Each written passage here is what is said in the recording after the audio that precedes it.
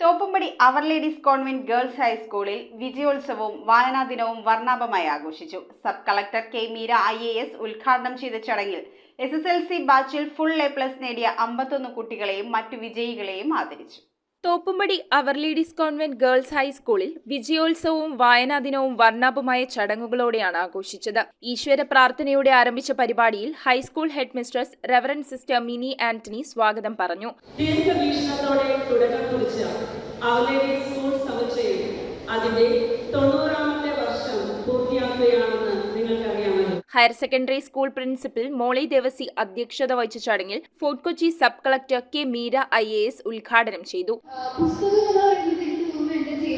ഓരോ സ്റ്റേജിലും എന്റെ കൂടെ ഉണ്ടായിരുന്ന ഒരു കാര്യമാണ്. ഈ പറയുന്ന 4 അറ്റംപ്റ്റ് എടുത്തു SSLC ക്രാക്ക് ചെയ്യാനെന്ന് പറഞ്ഞു. അപ്പോൾ ഓരോ വട്ടവും തോറ്റു പോകുമ്പോഴും ഞാൻ റിലാക്സ് ചെയ്യാൻ വേണ്ടി അല്ലെങ്കിൽ റിക്കവർ ചെയ്യാൻ വേണ്ടി ഞാൻ ചെയ്തിട്ടുള്ളത് എനിക്ക് ഇഷ്ടപ്പെട്ട പുസ്തകങ്ങളെടുത്ത് വായിക്കുക എന്നുള്ളതാണ്. റീഡിങ് അല്ലെങ്കിൽ വായന എന്നൊരു ശീലമുള്ളത് കൊണ്ട് മാത്രമാണ് ഞാൻ ഇന്ന് നിങ്ങളുടെ മുന്നിലേക്ക് നിൽക്കുന്നത്.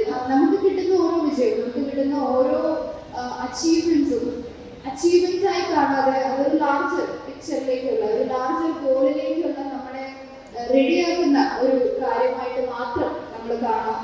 2024-25 അധ്യയന വർഷം SSLC ബാച്ചിൽ മികച്ച വിജയം നേടിയ വിദ്യാർത്ഥികൾക്ക് ചടങ്ങിൽ ആദരവ് നൽകി. ഫുൾ A+ നേടിയ 51 കുട്ടികളെയും 9 A+ ലഭിച്ച 12 കുട്ടികളെയുമാണ് PTA മെമന്റോ നൽകി അനുമോദിച്ചത്.